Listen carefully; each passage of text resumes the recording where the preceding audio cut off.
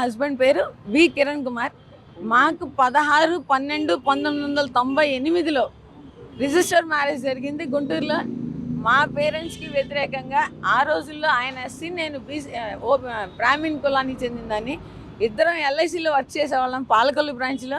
ఆ పాలకొల్లు బ్రాంచ్లో ఉన్నప్పుడు తను నన్ను పెళ్లి చేసుకుంటానని అడిగినప్పుడు నాకు పిల్లలు పుట్టే అవకాశం లేదు కాబట్టి నేను వద్దు పెళ్ళి అని చెప్తే, కాదు నాకు పిల్లలకి అడాప్షన్కి ఇష్టం, నాకు నేను అడాప్ట్ చేసుకుంటాను, పిల్లల్ని అడాప్ట్ చేసుకోవచ్చు, ఇద్దరం కలిసి అయినా అడాప్ట్ చేసుకోవచ్చు, అవసరం లేదని చెప్పి చేసుకున్నాడు. ఈవెన్ నా పాలకొల్లు ఎల్ఐసి కొలీగ్స్ అందరికీ ఈ విషయం తెలుసు, అందరూ కూడా చెప్తారు మీకు కావాలంటే. అలా పెళ్లి చేసుకుని వచ్చిన తర్వాత 2002లో మేము పాపని అడాప్ట్ చేసుకున్నాము. పాప ఇప్పుడు యుఎస్ వెళ్ళిపోయింది, మొన్న పెద్దదైంది, మొన్న యుఎస్ వెళ్ళింది. 2012లో బాబు పుట్టాడు. 2002 పాప, 2012 బాబు. అయితే 2009 టైంలో తనకి రిజిస్ట్రేషన్ డిపార్ట్మెంట్లో డిఆర్గా విజయనగరంలో వచ్చింది జాబ్.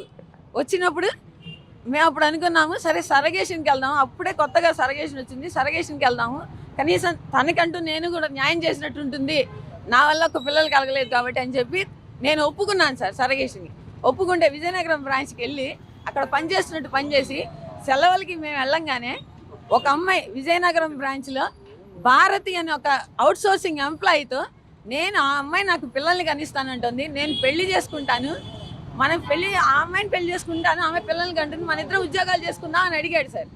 నేను దానికి ఒప్పుకోలేదు, ఫైట్ చేశాను. చేసిన తర్వాత గుంటూరు వచ్చేసిన తర్వాత అహల్య నర్సింగ్ హోమ్లో డాక్టర్ ఉమాశంకర్ గారు మాకు సరగసి ద్వారా బాబునిచ్చారు.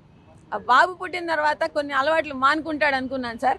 ప్రతి ఎక్స్ట్రా మ్యారిటల్ అఫైర్స్ పెట్టుకోను, అదే అన్న అంటే నీకు పిల్లలు లేదు, నాకు సుఖం లేదు అని యాక్సెప్ట్ చేయాలి, యూ హ్యావ్ టు యాక్సెప్ట్ అని గత 13 సంవత్సరాలుగా నన్ను వేధిస్తున్నాడు. కానీ ఎప్పటికైనా మారతాడు, పిల్లలు ఉన్నారు అనే ఉద్దేశం చూసుకున్నాను. నా పిల్లలిద్దరిని నేను ఉద్యోగం చేసుకుంటూ గుంటూరులోనే నా ప్రమోషన్స్ కూడా వదిలేసుకుని నేను గుంటూరులోనే ఉండి నా పిల్లలిద్దరిని చూసుకుంటూ వచ్చాను. నా పాపని డెవలప్ చేసుకున్నాను. ఇప్పుడు బాబు తను వీకెండ్స్ మాత్రమే వస్తాడు అక్కడ ఇక్కడ ఉద్యోగాలు చేసుకుని. ఆ వీకెండ్స్ వచ్చినప్పుడు కూడా నన్ను హెరాస్ చేస్తున్నాడు, బాగా కొట్టడం తిట్టడం. ఏదన్నా అంటే నేను ఒక హయ్యర్ క్యాడర్లో ఉన్నాను, నేను డిఐజీని, నువ్వు నా కాళ్ళ కింద బతకాలి నువ్వు, అంతే తప్ప నువ్వు ఎదురు చెప్పకూడదు, నాకు నేనేమేం చేస్తా, నేను ఎస్సీ ఎస్టీ అట్రాసిటీస్ పెడతాను నువ్వు ఎదురు మాట్లాడితే అని చెప్పి నన్ను బెదిరించడం జరిగింది సార్ చాలాసార్లు. కానీ ఎప్పటికైనా మారతాడు అని పిల్లల్ని చూసుకుంటూ ఉంటే పాప కూడా అమ్మ ఏదో ఒక టైంలో నాన్న మారతాడేమోనమ్మా అని చెప్పి వెయిట్ చేశాము. ఇప్పటికీ వెయిట్ చేస్తుంటే ఎదురుగా లాస్ట్ టైం అనంతపురంలో జాబ్ చేయడానికి వెళ్ళాడు సార్. ఒక 3 months అప్పుడు డెప్యుటేషన్కి వెళ్ళి అనంతపురంలో కవిత అన్న ఒక అమ్మాయితో ఎక్స్ట్రా మ్యారిటల్ రిలేషన్ పెట్టుకుని నేను ఆ అమ్మాయిని పెళ్లి చేసుకుంటాను, నువ్వు డైవోర్స్ ఇవ్వమని అడిగాడు సార్ నన్ను. నేను మెయింటెనెన్స్ ఇస్తాను, నువ్వు డైవోర్స్ ఇవ్వమంటే నేను చెప్పాను నీ మెయింటెనెన్స్ అవసరంలా, తీసుకుంటే డైవోర్స్ తీసుకుని వెళ్ళిపో, నా పిల్లలతో నేను ఉంటానంటే మళ్ళీ అలా కాదు, ఎవరితో మాట్లాడినని నాకు ఆ కవితతో మాట్లాడను అని చెప్పి లెటర్స్ రాసి ఇచ్చాడు సార్. మొన్న ఈ మధ్య రీసెంట్గా మేము ఏం చేస్తాం, ఇట్లాగే ఏదో ఒకటి చేస్తూ వస్తున్నాడు. నా కవిత అన్న అమ్మాయితో రెగ్యులర్గా మాట్లాడుతున్నాడు. ఆ కాల్స్ అన్నీ కూడా మేము రికార్డ్ చేసుకోవడం జరిగింది, అవన్నీ నా దగ్గర ఉన్నాయి. కానీ సరేలే మారతాడు, కేసు వద్దు అని వెయిట్ చేస్తూ వచ్చాను సార్. ఒక 10 months బ్యాక్ ఏం చేశాడంటే నెల్లూరులో మాధురి అన్న ఒక అమ్మాయితో ఒక ఎక్స్ట్రా మ్యారిటల్ రిలేషన్ పెట్టుకుని నెల్లూరులో తను ఉంటున్న అపార్ట్మెంట్కి ఆ అమ్మాయిని తీసుకొచ్చి ఆ అమ్మాయితో ఇల్లీగల్గా చేసి ప్లస్ ఆ అమ్మాయిని ఇంటిమేట్గా ఉన్నప్పుడు ఫొటోస్ తీశాడు సార్, ఆ అమ్మాయిని సెల్ఫీలు తీశాడు సార్. ఆ అమ్మాయితో అది మాట్లాడితే నేను అది పట్టుకున్నాను సార్. అది పట్టుకున్నప్పుడు వాళ్ళందరూ కలిసి టూర్ వెళ్తే అప్పుడు ఆ అమ్మాయితో ఫొటోస్ దిగితే ఎవరి అమ్మాయి అని అడిగితే నా ఇష్టం అన్నాడు సార్. ఆ అమ్మాయి నాకు కాల్ చేసి మాట్లాడింది. నేను చెప్పాను, అమ్మాయి ఇతనికి చాలా ఎఫ్ఐస్ ఉన్నాయి, నువ్వు ఇలాంటి పనులు చేస్తున్నావు, నీ లైఫ్కే డేంజర్ అంటే ఆ అమ్మాయి నాతో చెప్పింది, మేడం నేను ఇంకెప్పుడు కూడా నేను తప్పు చేశాను, నేను ఇంకెప్పుడు కూడా చేయను, మీకు నేను మాట ఇస్తున్నాను, మీకు ఎప్పుడైనా అవసరమైనా నేను కూడా హెల్ప్గా ఉంటాను, నన్ను బ్లాక్మెయిల్ చేశాడు, నన్ను హెరాస్ చేశాడు, నాకు అపాయింట్మెంట్ ఇవ్వడానికి ఇంటికి రమ్మన్నాడు మేడం అని ఆ అమ్మాయి చెప్పిన మెసేజెస్ కూడా నా దగ్గర ఉన్నాయి మొత్తం అన్నీ. నేను మొన్న 10 months బ్యాక్ తన ఇంట్లోంచి వెళ్ళిపోయాడు సార్. నేను రాను ఇంటికి, నేను వెళ్ళిపోతాను అని కేసు లేదు ఏమొద్దు అని చెప్తే మా యూనియన్ వాళ్ళు అందరూ వస్తే ఒక 10 మంది సంతకాలు పెద్దల సమక్షంలో సంతకాలు పెట్టుకుని ఇంటి మెయింటెనెన్స్, పిల్లల చదువులు తను చూసుకునేలాగా, పిల్లల తల్లి దగ్గర ఉండేలాగా రాసి ఇచ్చి తను బయటికి వెళ్ళిపోయాడు సార్. ఎప్పుడన్నా హెల్త్ కండిషన్స్ బాగాలేనప్పుడు ఒకళ్ళనొకళ్ళని చూసుకోవాలి అంటూ ఒక అగ్రిమెంట్ ఇచ్చాడు. మీ మీడియా వాళ్ళకి నేను అది కూడా పంపిస్తాను. అవన్నీ రాసి ఇచ్చి వెళ్ళిపోయాడు సార్. వెళ్ళిపోయి కూడా మాటికి వస్తాడు, వచ్చి నా ఇంట్లో నువ్వు ఎలా ఉంటావే, నువ్వు బయటికి పోవే అంటాడు సార్. నేను కూడా ఆ ఇంటికి సంబంధించి కన్స్ట్రక్షన్కి కానీ అన్నింటికి కానీ లీగల్గా నా బ్యాంక్ అకౌంట్స్ నుంచి నేను పంపించాను సార్. తనకేంటంటే రిజిస్ట్రేషన్ డిపార్ట్మెంట్లో పనిచేస్తున్నాను, నాకు కోట్ల డబ్బులు సంపాదించి ఆ గర్వం పెరిగిపోయి అదేంటంటే అవన్నీ కూడా ఇల్లీగల్గా సంపాదించే సంపాదనలు అన్నింటినీ కూడా నాటకాలు ఆడి బినామీల పేర్లు పెట్టుకుని అవన్నీ చేసి నన్ను హెరాస్ చేస్తున్నాడు. నిన్న ఇంటికి వచ్చాడు సార్. మొన్న శనివారం నేను బాబు కలిసి విజయవాడలో మా ఫ్రెండ్ ఫంక్షన్ ఉంటే మేము వెళ్ళాము విజయవాడకి. ఎందుకు వెళ్ళాలి, బాబుని ఎందుకు తీసుకెళ్ళాలి అని చెప్పి నిన్న పొద్దున వచ్చి ఎందుకు వెళ్ళావు నువ్వు అని చెప్పి కొట్టాడు. నేను నీతోనూ ఎక్కడికన్నా టూర్స్కి వస్తున్నాను, అమ్మతో వెళ్ళటంలో తప్పే ఉంది అని బాబు అడిగాడు సార్. బాబు ఆర్గ్యూ చేశాడని చెప్పి బాబుని ఒక క్రికెట్ స్టంప్స్ ఉంటాయి ప్లాస్టిక్ స్టంప్స్ పెట్టి కొట్టాడు సార్.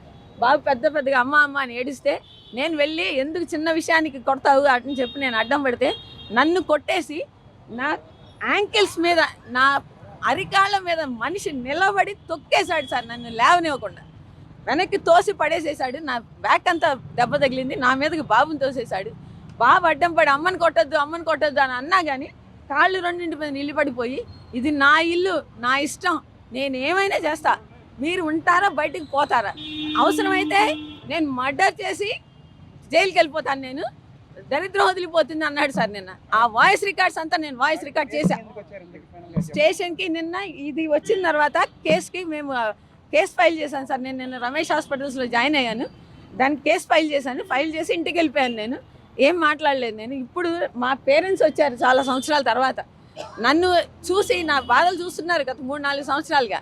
వచ్చేయమ్మా ఇంటికి బందరు ట్రాన్స్ఫర్ పెట్టుకుని వచ్చాయంటే మళ్ళీ బాబుని దూరం చేయడం ఇష్టం లేదు, తండ్రికి పిల్లల్ని దూరం చేయకూడదని నేను అట్లాగే ఉండిపోయాను సార్. పిల్లలు కూడా మనం ఎక్కడికి వెళ్ళదు, మనం తప్పు చేయలేదు, మనం ఈ ఇంట్లోనే ఉందామని చెప్పి వాళ్ళు అంతే అన్నారు. మేము అట్లాగే ఉన్నాం సార్ అదే ఇంట్లో. అయితే నిన్న కొట్టాడని చెప్పి నేను క్యాష్ ఫైల్ చేసి వెళ్ళిపోయాను. ఇప్పుడు మా పేరెంట్స్ వచ్చారు సాయంత్రం, మా అన్నయ్య మా వాళ్ళు అందరూ వచ్చారు. వస్తే వాళ్ళు నా కాళ్ళు నడవలేని తనని చూసి రైలుపేటలో మా పిన్ని గారు ఉంటారు, వాళ్ళ ఇంట్లో 4 రోజులు ఉంది కానీ అమ్మ ఈ ఇంట్లో నిన్నే ఉండొద్దు అంటున్నాడు. ఇంక ఇప్పుడు మేము తోడుగా ఉంటే కనుక మమ్మల్ని కూడా నా ఇంటికి మిమ్మల్ని ఎవడు రమ్మన్నాడు అని చెప్పి అడుగుతాడు. కాబట్టి వద్దు మనం అక్కడికి వెళ్దామంటే నేను బాబు వాళ్ళతో బయలుదేరామండి.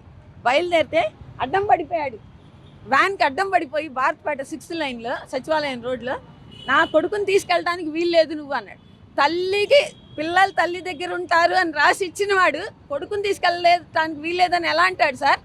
తనకి ఎంత హక్కు ఉందో కొడుకు మీద నాకు అంతే హక్కు ఉంది. నేను అతనికి శిక్ష పడాలని కోరుతున్నాను సార్. మమ్మల్ని హెరాస్ చేస్తున్నాడు. పోలీసులు చాలా బాగా స్పందించారు సార్. నిన్న నాకు వెంటనే నేను ఫోన్ చేయగానే నాకు రమేష్ హాస్పిటల్స్కి వచ్చారు, నాకు బాగా సపోర్ట్ చేశారు. అమ్మ మీరేం భయపడద్దు, మేము కేసు ఫైల్ చేస్తున్నాం అన్నారు. రాత్రి 2:30కి నాకు కేసు ఫైల్ చేసి ఎఫ్ఐఆర్ ఫైల్ చేశామని పంపించారు. ఈరోజు కూడా ఇప్పుడు నాకు బాబుని అడ్డం పడ్డాడు సార్ అని నేను వీరాస్వామి గారికి కాల్ చేశాను. కాల్ చేస్తే నేను ఇమ్మీడియట్గా నేను కానిస్టేబుల్స్ని పంపిస్తున్నానమ్మా అని కానిస్టేబుల్స్ని పంపిస్తే వాళ్ళు అక్కడ ట్రాఫిక్ని క్లియర్ చేసి ఇల్లీగల్ కాంటాక్ట్స్ పెట్టుకున్న వాళ్ళందరూ పర్మనెంట్ ఎంప్లాయీస్ ఉన్నారు, అవుట్ సోర్సింగ్ ఎంప్లాయీస్ ఉన్నారు సార్. అందరు రిజిస్టర్ ఆఫీసులో వాళ్ళే ఉన్నారు. వాళ్ళ అన్నయ్య వాళ్ళ నాన్న ప్రోత్బలంతో, ఎందుకంటే నేనేమో ఎస్సీ కులానికి చెందిన వాడిని, వాళ్ళేమో బ్రాహ్మణ కులాలకు చెందిన వాళ్ళు. ఎప్పటి నుంచి వాళ్ళ ద్వేషాన్ని పెంచుకొని తనని రెచ్చగొట్టి తన ద్వారా నా మీద ఆరోపణలు చేస్తూ చిన్న విషయం జరిగింది. యాక్చువల్గా ఏంటంటే తనకి పిల్లలు పుట్టే అవకాశం లేదు, ఒక విధంగా సంసారానికి కూడా పనికిరాదు. హాస్పిటల్కి వెళ్తే వాళ్ళు డిసైడ్ చేసి చెప్తారు. అయినా సరే పెళ్ళైన తర్వాత వీటన్నిటి మీద నేను ఇబ్బంది పడి ఇష్టపడి చేసుకున్నాను కాబట్టి పాపని అడాప్ట్ చేసుకున్నాం. తర్వాత సరోగసీ ద్వారా కూడా పెట్టను కన్నా సరోగసీలో తన సంబంధం లేకుండా వేరే వాళ్ళు డోనార్ ఎగ్గి తీసుకోవడం జరిగింది. అయితే ఏమైందంటే తల్లిగా తన సంతృప్తితో ఉంటుంది కాబట్టి తన దగ్గర పెరగడానికి కోసం నేను త్యాగం చేసి తన దగ్గరే పెరిగేలా చేశాను. అయితే ఏమైందంటే తనకున్న ఇన్సెక్యూరిటీ ఫీలింగ్తో రాను ఏంటంటే ఏదో విధంగా నన్ను ఇరికించాలన్న ఉద్దేశం చేయడంతో పిల్లల ముందు గొడవ పడాల్సి వస్తుందని గత 6 సంవత్సరాలుగా సపరేట్గా వేరే రూమ్లో ఉంటుంది. అయితే నా పర్సనల్ సంబంధించిన ఏదో ఒకటి నేను తనతో ఫిజికల్ రిలేషన్ కానీ 6 సంవత్సరాల నుంచి లేదు. విడివిడిగా ఉంటున్నాం. పిల్లల మధ్య కూడా ఒక అంగీకారం చేసుకుంటాం. ఎందుకంటే పిల్లల మధ్య మనం గొడవ పడటం ఇష్టం లేదు కాబట్టి ఒక ఉన్నస్థాయిలో ఉన్నాం అని చెప్పేసి చేస్తే గత ప్రతిసారి కూడా నా ఫోన్ కానీ నా ల్యాప్టాప్స్ కానీ నేను ఇంట్లో పెట్టిన తర్వాత వెతుక్కోవటం, దాంట్లో సంబంధించిన కొన్ని మార్కింగ్ చేయటం, ఏదో ఒకటి చేయటం, అందరికీ ఒక బ్యాడ్గా ప్రచారం, నా బంధువర్గంలో కూడా అందరికి బ్యాడ్గా ప్రచారం, అంటే నా గురించి ఒక బ్యాడ్గా ప్రచారం చేసి ఒకటి క్రియేట్ చేస్తే తనని అందరూ మంచిగా అనుకుంటారు, తనకున్న లోపం కూడా పోతుంది అని చెప్పేసి అన్న ఉద్దేశంతో తను చేసిన ఇది. అలా చేయడంతో ఏమైందంటే లాస్ట్ ఇయర్ ఏప్రిల్‌లో ఇలాగే గొడవ అయితే అందరిని పిలిచేసి నా ఇంటి ముందు పంచాయతీ పెట్టి నన్ను తాళాలేసి ఇంట్లో నిర్బంధించి చేస్తే అప్పటికప్పుడు మా ఫ్రెండ్స్‌ని పిలిస్తే అందరూ కలిసి కూర్చొని పంచాయతీ చేస్తే వాళ్ళేమన్నారు, "గత 4, 5 ఏళ్లుగా మీ మధ్య సంబంధాలు లేనివాడు అతని గురించి నీకెందుకమ్మా? అతనికి సంబంధం లేదు. చిన్న చిన్న విషయాలు కూడా నువ్వు పెద్దగా చేస్తున్నావు" అని చెప్పి అందరి సమక్షంలో మేము అంగీకార పత్రం కూడా రాసుకున్నాం. దాంట్లో ఏంటి ఎవరు కూడా ఒకళ్ళ విషయాల్లో ఒకళ్ళు ఇంటర్ఫియర్ కావద్దు. పిల్లల విషయం మాత్రం ఇద్దరు జాగ్రత్త చూసుకొని వాళ్ళ భవిష్యత్తు బాగుండాలి కాబట్టి. దాని ప్రకారమే నేనేంటంటే ఇంట్లో ఉండటం కూడా మంచిది కాదని పక్కనే ఉన్న నాకు ఇంకో ఇంట్లోను దాంట్లో నివాసం ఉంటున్నాను. రేకుల ఇంట్లోనే నివాసం ఉంటూ పిల్లలతో రెగ్యులర్ పిల్లలు ఏంటంటే బాబుని పూర్తిగా ఇది. పాప కూడా ఏంటంటే అడాప్షన్ చేసుకున్నాం. దత్తత తీసుకున్నాం. ఇంట్లో ఆడపిల్లందన్నది కూడా తెలియకుండా వీధుల్లో గొడవ పడుతూ ఆడపిల్లని కూడా అబాస్ చేసే విధంగా చేయడంతో నేను కనిపెట్టుకొని ఉన్నా ఇప్పటివరకు. నాకు సంబంధించి పర్సనల్‌గా జరిగిన చిన్న చిన్న విషయాలనేంటి హైలైట్ చేసి తనకు సంబంధించి దాచిపెట్టుకోవడం చేసిన పని ఇది. అలా చేయడం వల్ల ఏమైందంటే, తర్వాత పాపకి మొన్న అమెరికా సీట్ వస్తే ఎంఎస్ చేయడానికి అమెరికా పంపించాం. బ్యాంక్ లోన్ పెట్టి పంపించాం. తన కోసం కొంత అమౌంట్ కూడా దాచిపెట్టడంతో, ఆ అమౌంట్ నేనివ్వను నువ్వు చెప్పినవి చేసుకో అంటే, నేను బయట అప్పు చేసి మళ్ళీ తనకు సంబంధించిన ఫీజు కూడా కట్టడం జరిగింది. ఇవన్నీ జరిగిన తర్వాత బాబుకి సంబంధించి ఏమైందంటే, ఇటీవల కాలంలో వాళ్ళ అన్నదమ్ములు, పిల్లలు వీళ్ళు గొడవ పడుతున్నారు. వాళ్ళ అన్నయ్య అతను జులాయిగా తిరుగుతుంటాడు. అలా కొడాలి నాని అనుచరుడని చెప్పుకుంటూ ఉంటాడు. మాకేంటంటే వాళ్ళ అన్నదమ్ములు, వాళ్ళు తాగుబోతులు, వాళ్ళు గొడవ పడుతూ పిల్లల్ని ఏమన్నా చేస్తారేమో ఆస్తుల కోసం అని చెప్పేసి నేను భయపడి మన జాగ్రత్తగా చెప్తున్నా. ఈ క్రమంలో ఏం చేసిందంటే మన శనివారం వచ్చేసి బాబుని నాకు చెప్పబెట్టండి. నేను పక్కనే ఉన్నా. నేను గత 3 నెలల నుంచి సెలవులో ఉన్నా ఈ గొడవలతో. బాబు పక్కనే ఉన్నా. నాకు చెప్పబెట్టకుండా మధ్యాహ్నం సెలవు పెట్టి ఇచ్చేసి విజయవాడ ఫంక్షన్‌కి తీసుకెళ్తే, నేను ఫోన్ చేస్తే విజయవాడ వెళ్తున్నాను ఒక మాట అన్నాడు. తర్వాత చేయటం బాగోదు, గొడవ పడటం బాగోదు అని చెప్పేసి నైట్ 11:00 వచ్చారు. నెక్స్ట్ డే మార్నింగ్ క్రికెట్ ఆడుకుంటూ ఉంటాం బాబు నేను.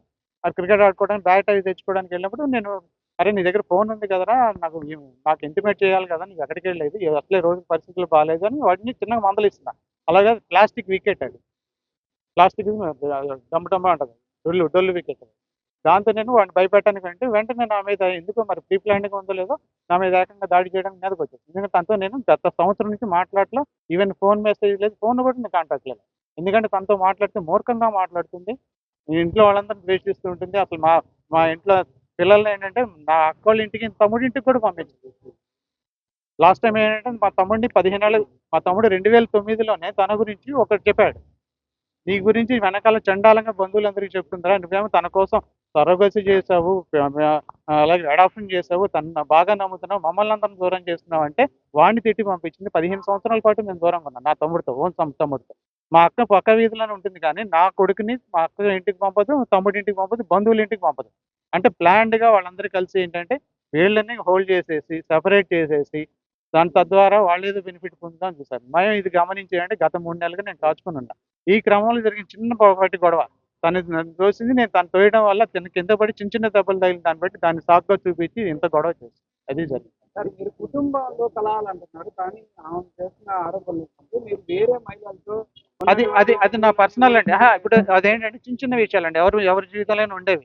తనకి నాకు సంబంధం ఉంటే లేదు తనతో ఏంటంటే అది అక్రమం అవుతుంది. తనకి నాకు 4 సంవత్సరాల నుంచి అసలు టచ్చే లేదు. సంవత్సరం నుంచి అసలు మేమిద్దరం మాట్లాడుకోవటం లేదు. కనీసం వాట్సాప్ కానీ ఫోన్‌లో కూడా మాట్లాడుకోవడానికి. చిన్న చిన్న విషయాలు జరిగినయి. ఎవరైనా గబాల్న దగ్గరకొచ్చి నిలబడి ఫోటో దిగినయి కూడా ఆళ్ళకి అనుమానిచ్చేసి. ఇదేంటంటే ఇప్పుడు కాదు. 2005 సంవత్సరాల నుంచి నా ఫ్రెండ్స్ అందరికీ కూడా నా గురించి ఒక విధంగా బ్యాడ్‌గా క్రియేట్ చేసుకుంటూ వస్తుంది. నేను 2009 వరకు గ్రూప్ 1 ప్రిపేర్ అవుతూనే వచ్చా. ఇంత క్రమంలో నేను ప్రిపేర్ అయ్యేవాడిని, ఇది చేసేలేనని తన కోసం ఇంత త్యాగం చేస్తే, తను నన్ను బదనాం చేసుకుంటూ ఈ స్థాయికి తీసుకొచ్చింది. నేనేంటంటే పిల్లలే లేకపోతే ఇంక నేనెందుకు?